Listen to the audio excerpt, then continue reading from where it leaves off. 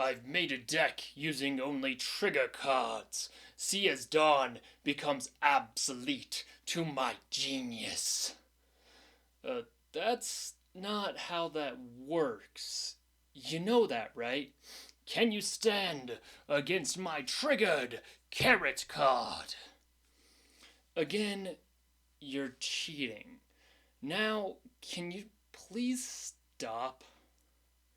How dare you tremble before the might of my Kawamatsu? I'd be more bothered by your cheating, but you're not even using great cards to. Silly man! Now I play a free Gum Gum Jet Pistol. Now, that's a busted card, but no targets, so still not making Dawn obsolete. Fool! You're just triggered by my vast intellect. Whatever helps you sleep at night. Obviously, this is how trigger works. We're going to be talking about exactly how that works. So it has to be triggered from your life total. Okay? So they are the 4 to 5 cards that you use. So you generally, the way that I see a lot of players do it is they'll look at it like this, because that way you don't get accused of cheating. That way you're being clear that whether or not you want to trigger something. And that's a very important thing to do, because then when you trigger, give up to one of your opponent's leader or character cards. What this does, which is the Gum Gum Fire Fist Pistol Red Hawk, is give one of your opponent's leaders or character cards minus 10,000 power during this turn. And then what the card itself does is up to one of your leader or character cards gains 4,000 power during this battle, then KO up to one of your opponent's characters with 4,000 power or less. It's a pretty good card. I'm going to go deeper into it as we get into it, but let's jump right in. So that's how this particular works. You have to draw something from your life total, and that's how trigger works. So this is the everything trigger video. I'm going to get started with red. So we're going to be talking about carrot to start off. Okay, which carrot, as you can see, trigger, you play this card. So it's 2 for a 3 cost with 1k counter. It is kind of, I would say, in the mid tier. I don't see anyone run them, but every single card, or every single color has a card exactly like this. And it's just like, there's a lot of better things you can do with the colors. Then there's Kobe, who trigger to play this card. He's a blocker. He's a bit better, but it's still 3 for a 3k blocker. Kind of steep. Then you have Usopp. I do see some people play Usopp, mostly because if you put 2 Dawn on him when attacking, your opponent cannot activate a blocker character that has 5,000 power during this battle. So he is an interesting card because he has a lot of utility in going under things. So a couple different things that he can go under is Queen, which is a really good card. You have the Eustace Captain Kidd, which is just busted card. You have a Trafalgar Law, which is busted. You have Boa Hancock, amazing. You have Don Quixote do Flamengo, right? So those are the things that you can go under. Those are some of the things that you can go under. Of course, there's like, you could also go under Kobe, but he's not particularly amazing. It's a goodish card. There's a lot of different targets that he can do. The issue is he's 2 for a 2k, which is just not exactly what you want to be playing, but there is an argument to be said that he is a pretty good card if like all of the right circumstances come through. So then you have I Smell Adventure ahead, right? So return all cards in your hand to your deck and shuffle your deck, then draw cards equal to the number that you return to your deck. So this is a pretty good card because it makes it so that you have a lot more options that you're drawing into stuff, which is nice. The problem is you are inherently going down a card unless you trigger this card, right? It makes it very complicated on whether or not you want to use it, because you almost only want to trigger it because then you're not going down a card to use it. But in most circumstances, it's not played, mostly due to the fact that you have to go down a card to redraw, which there's only very niche circumstances that you're going to be wanting to do that. So I'm going to put that in the very much like nah pile. So then you have Green Star Rafflesia. I don't know how to say that. So you activate this card's counter effect. So what it does is give one of your opponent's leader or character cards minus power, 2,000 power during this turn. So what makes this a special case in a card is it says during the entire turn. So there's a few different targets that make this relatively okay, but it's kind of a very situational card, which means I haven't seen it really get any play. For example, you could give 2,000 to Eustace Captain Kidd, which would stop them from attacking, which could make it easier for you to block the attack the next turn, which could be relatively good in a lot of circumstances because people are going to be double attacking with Kidd. Basil Hawkins, you could give him minus 2,000, which would make it so that he is swinging for 5, which is a lot easier for you to defend against. And then with the Monkey D. Luffy, because he untaps one of these characters, you could take the biggest threat, and then you could use Monkey D. Luffy to just, like, you could make it so that that's not as big of a threat, which is definitely a good thing, right? So that is the niche things. It's not really all that played though, so this is just kind of talking about there are circumstances that could be better than the other things I'm going to be talking about, but in most circumstances you're going to prefer something like guard point, which even this, because it's your leader, for one, your leader or one of your characters gains 3,000 power during this battle, and then the trigger is your leader or one of your characters gains 1,000 power during this turn. So there is very specific times that you actually want to use the trigger, and a lot of that's if somebody's going wide. If people have a really big board, it makes it so that it's easier for you to counter against them if you have guard point on, because the reason why is because the trigger makes it so that it's this turn, which is a very situational, but there are some times where if they have a huge board, that this might be the play generally against like a Zoro player or something, because it makes your leader stronger and makes it easier for you to get around their multiple attacks. And then what's generally I think is better than the guard point is the Radical Beam, which up to one of your leader or character cards gains plus 2,000 power during the battle. Then if you have 2 or less life cards, that card gains an additional 2,000 power. So this generally is 1 for 4K, which is a really strong interaction. The only issue is that up to one of your leader or character cards gains 1,000 power during this turn, so it does the exact same thing that the trigger does the exact same thing that guard point does. The only thing is generally when you're going to be playing the event, this is going to be 1,000 more power, which just makes it generally better in most circumstances.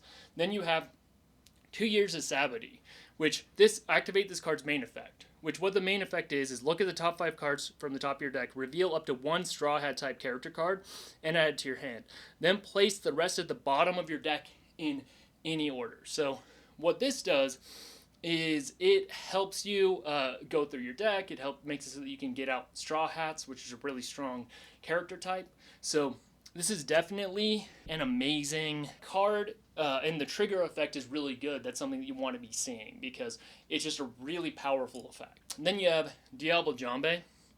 Okay, select one of your Straw Hat Crew type leader or character cards. Your opponent cannot activate a blocker if that leader or character attacks during this turn, right?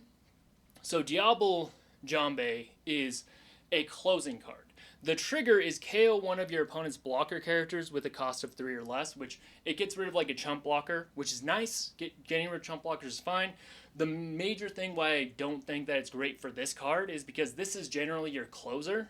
So you would prefer to have this in hand and play it for 1 to win rather than just killing a blocker, unless they only have one like chump blocker, and then you're going to swing out to win next turn anyway.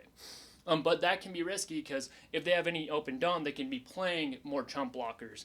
And one of the ways that you get around Diablo Jambe in green is you have to actually have the big kid, which what he does is if he has a dawn on him, you have to attack this character over anything else. So he's really hard to get over, and he's one of the ways that you can get rid of, or that he can defend against Diablo Jambe against red, as long as he has a dawn on him, of course.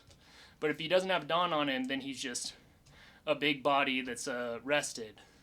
But he is the best way to go against Diablo Jambe, which is generally how people close out games. And then you have the Red Hawk, which we went over earlier, up to one of your character cards. So what this does is it generally kills a chump blocker, and it gives you plus 4k power. Because if you have 2 Dawn open, and you're playing red, most people are going to be playing around the fact that they think you have a Gum Gum Fire Fist Pistol Red Hawk. I'm just going to do that the Red Hawk, right? So they're going to think that you have Red Hawk, and then they're going to be going directly against that by putting Dawn on their on all of their prime targets. So generally you'll probably get like a chump blocker or something out of it, but if you're playing against a good player, you're not going to get anything substantial from it. But it is something that can surprise people, and people, if they don't play around it, you can actually get some really good stuff from it. So there's the Red Hawk there. And then probably the best removal card in the entire game, you have the Gum Gum Jet Pistol. KO one of your opponent's characters with 6k power or less, and then the trigger is activate this card's effect. Just amazing card, great tempo swing, just really gets the job done. Amazing. Okay, so now we're moving on to purple. Okay, so we got the purple cards, and we're going to start out with speed, which is just the carrot tier. So this is the carrot tier of cards. You just play this card. It costs 2, 3,000, 1k counter. Just not a great card. This is actually, these cards have actual uses. Better, I'm going to throw this over here, Diablo Jambe over here, this over here, because these are the better things, and then the rest of these are just to showcase the cards. They're not actually put in tiers. And then I'm only tiering out trigger cards in this. And then we have Who's Who, which is Dawn -1. KO one of your opponent's characters with cost 3 or less. He has no counter, cost 3. His trigger, which is play this card, very strong card, definitely good. He falls more in the A to B tier. Here are the major targets that you can get from him. Zoro, obvious target. You just kill their Zoro on a trigger. You kill Okiku on their trigger, and Okiku, amazing card. I'm not going to go too deep into what that card does. I've gone into it on other videos. And then here's the cool looking Zoro. I was just throwing that out. And then of course you have Jack, and he's brutal. He makes people discard cards. So these are like the prime targets in each color. And then for blue, your prime target is Don Quixote do Flamingo, right? Other than that, you can kill some small things. You can get like a chump blocker or something with him. Very good to do that. But these are like, I think the top tier targets in each color for you to be taking out with a Who's Who, which there's a couple of the Who's Who style characters that I'm going to get into. That will remain the same for all of those style of characters, okay? So then we have Basil Hawkins, right? Which he triggers to play this card. On play, add up to 1 Dawn from your Dawn pool deck and rest it. So he ramps you. The issue is he's 4 for a 2k, and he only has 1k counter. So he is not one of my favorite cards. I think he's an okay card. I think that there are a lot better cards to use. But this is the everything trigger video, so we're going to be talking about everything trigger. I don't even see almost anyone really play him. And if you see anybody who uses him in a list, that's fine. You can argue with me about how great he is and he's amazing, but I just wouldn't use him because there's just a lot of better things that you can be doing in purple for 4. All right, and then you have the Elephant's Machu, which is K up to one of your opponent's characters with a cost of 2 or less, then add to 1 Dawn card from your Dawn and deck and set it as active. So this is better than Basil Hawkins, but it's still not good enough to see a lot of play. And that's mostly because what you're going to do is kill a chump blocker is probably your best target, kill a searcher, you get to get more Dawn from it, but this is something that you almost only want to see triggered, and you don't ever want to see it in your hand because you don't want to pay 4 for that effect because there's better things that you can be doing with 4 Dawn. And then we have the Smile Fruit, which I already went into this card terrible. There's not a lot of prime targets for it. If there was better targets for it, it might become a better card. But as it stands, just not even really worth talking about. I did an entire video on it. It is just not good. Okay, and then you have the Thunder Bagya, and then this is a good card, right? Cost 2, counter up to one of your leader or character cards gains 4,000 power during this battle. Then if you have 2 or less life cards, up to 1 Dawn to your Dawn from your Dawn deck and rest it. So this ramps you, and it also protects you. So it's a really strong card. The trigger is add up to 1 Dawn from your Dawn, and then set it as active. So that can be really good. It can make it so you can hold up things like Blast Breath. And then if you end up seeing this, you can have a Dawn ready for you to do a Blast Breath or something, which is also a good thing. And then the next turn, you can like ramp up into like a big Kaido or something, or one of the many threats in purple, which makes it like kind of more. I'd still put it in like the A, because it still doesn't hit the threshold for cards that are just like gangbusters in purple, right? And then you have the Brachio Bomber. KO one of your opponent's characters with cost 6 or less, then add 1 Dawn from your Dawn deck and set it as active. So this is really strong card because it kills something that's the same cost as it, and it also ramps you. The trigger, which is just add 1 Dawn from your Dawn deck and set it as active, it's okay. It's not the best trigger. Obviously, you'd prefer something like Gum Gum Jet Pistol, which is just cast this. It is a pretty decent card. It's not something that's played in every single deck list, but it is something to consider in your purple. All right, and then you have the Lead Performer, which is draw 1 card, add 1 card from your Dawn deck, and set as active. So you get to activate this main effect. The only reason why I don't like this card is because it costs 4 for an okay effect, but you almost only want to see it in your trigger, because when you trigger it, that's great. You know, I drew a card and I got to ramp myself, which is great interaction, really strong. But in a lot of cases, it is not the best thing that you could be doing, and that's why it kind of falls on more of the meh, like most people aren't playing it. There's a place for it in certain decks, but it's not amazing by any means. Okay, then you have the Ultimortar, which -2 Dawn. Up to one of your leader or character gains 2,000 power during this battle, then draw 1 card. So for 1, get 2k, it minuses 2 Dawn.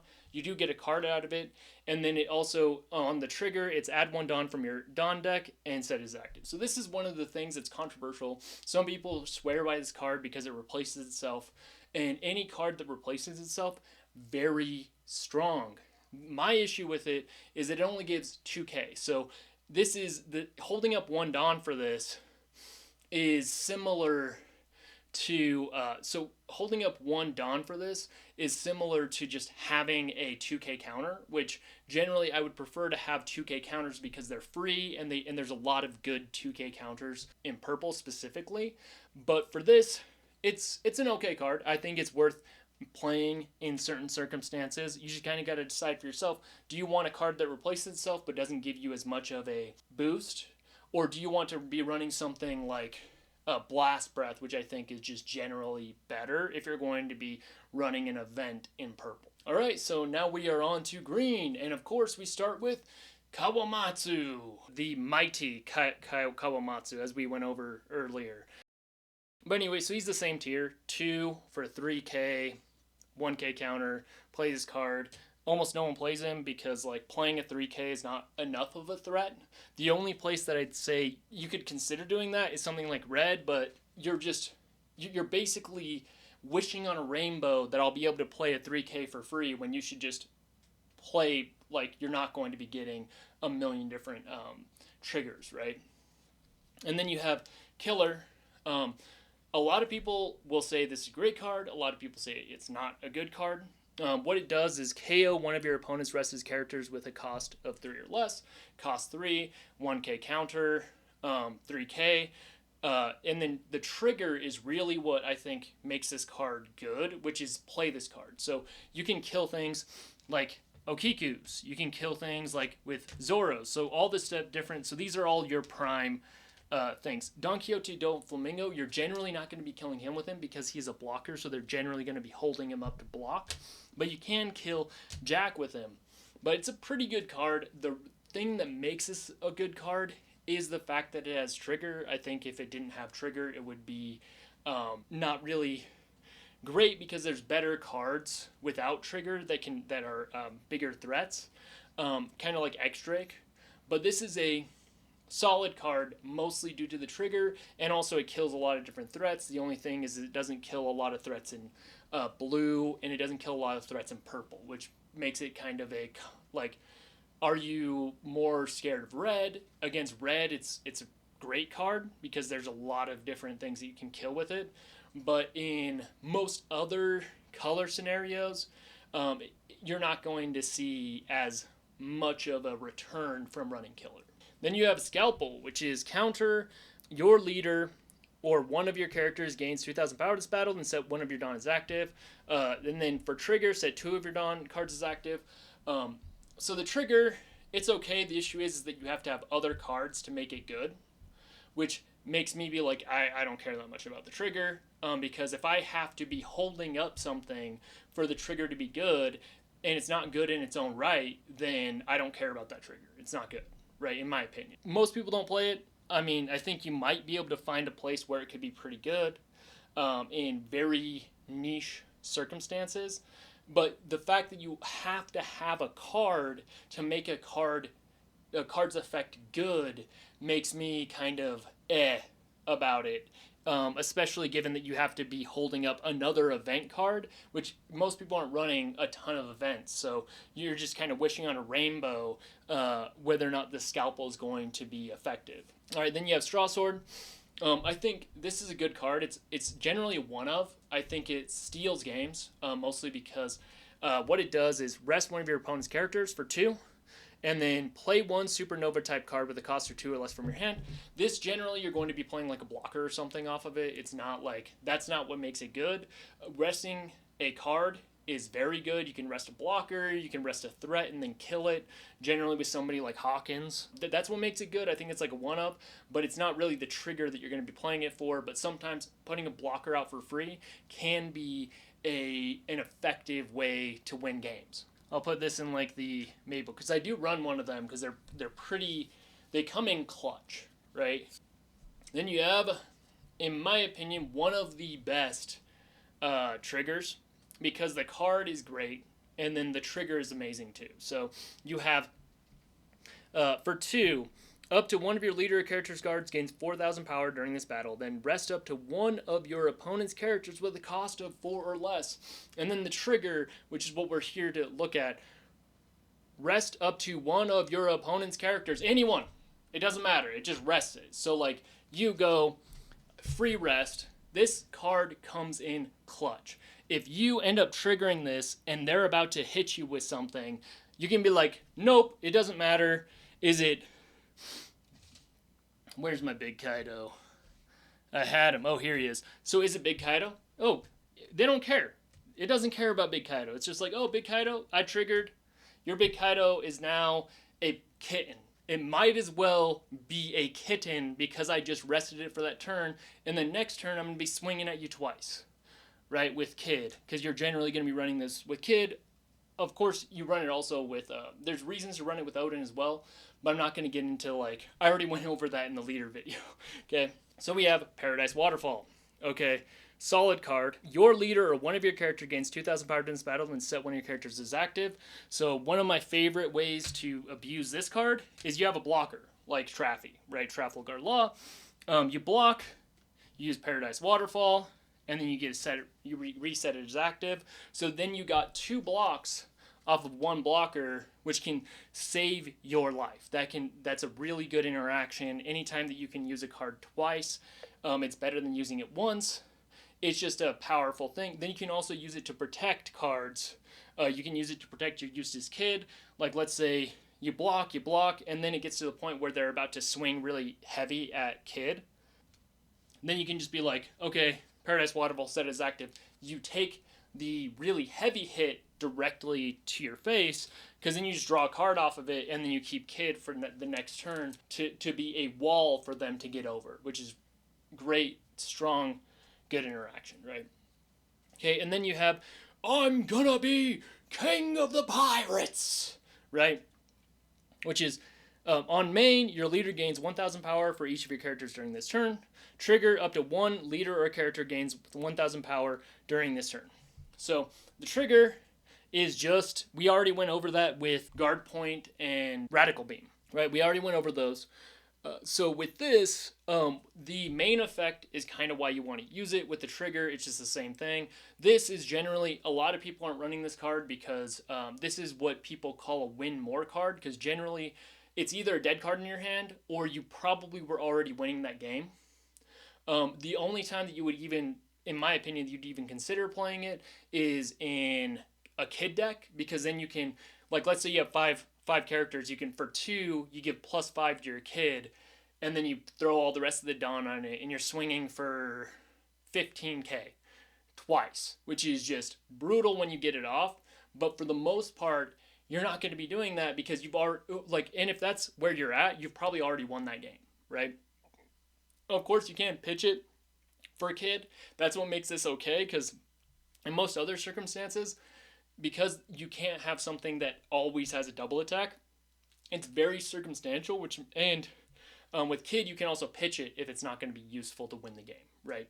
So that's a closer card, but it is not an amazing closer card until they do something else with it, But I do like the card. It's cool. Like, obviously, it has Luffy yelling, "Oh, I'm gonna be king of the pirates." So I do have one of these because I just thought it was a cool card.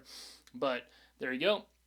Then you have Monet, which is in the carrot tier, because 2, 3k, 1k counter, trigger, play this card. It is just the same old thing that they did for everybody.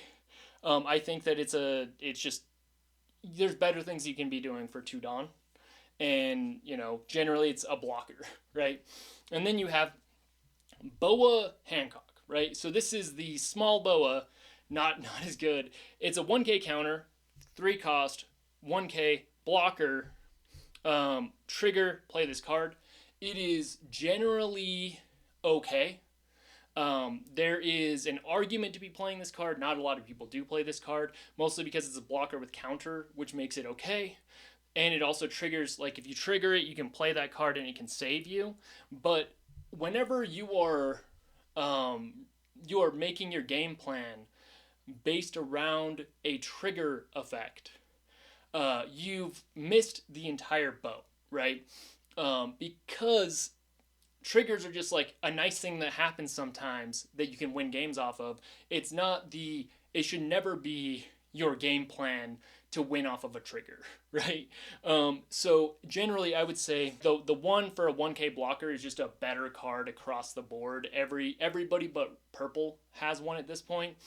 And that is just going to get you way further, because having something that can block a big Kaido in most circumstances is going to be better than having something that you're hoping to trigger to have a 1k to like have a 1k blocker that one time that you trigger it, versus having a 1k blocker that you played for 1, right? That's just a better interaction.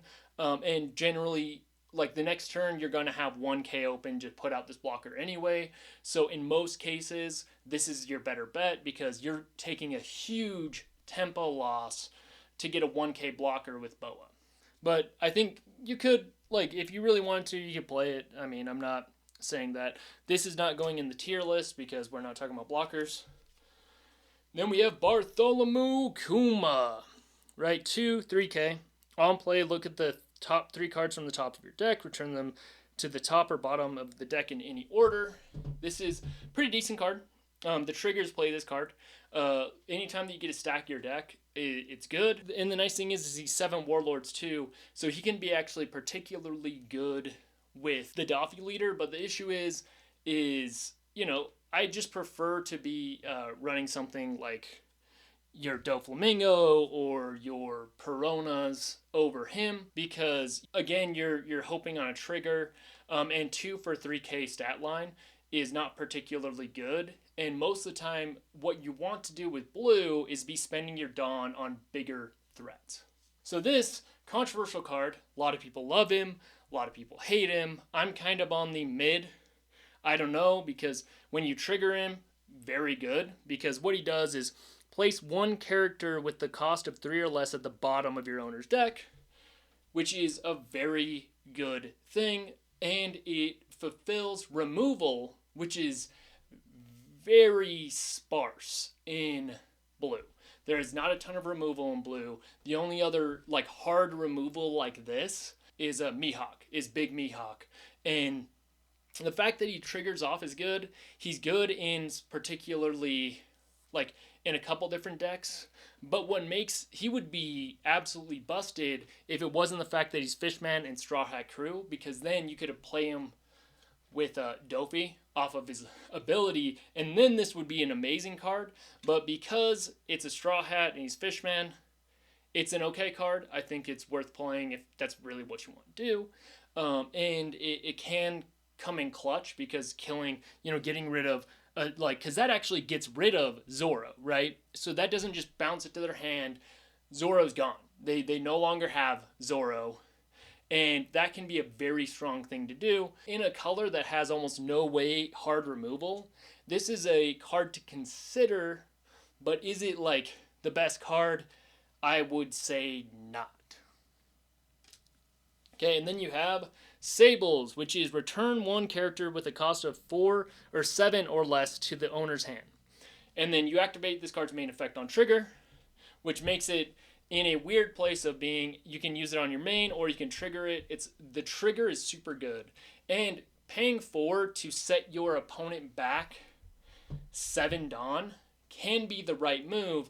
You just got to make sure anytime that you bounce, there's a couple things that you have to look at. First off, is what I'm bouncing something that they want to swing against me next turn? A prime target for this is your Kid, right? Because Kid, he falls into a place because of his ability, which is if you put 1 Dawn on him, at end of turn, set this card as active. So you can swing at your opponent with him, and you can also hold him up to be a blocker. So he falls into the place of being a defender and an aggressor, which makes him a very good card, but that also makes him prime target for something like Sables.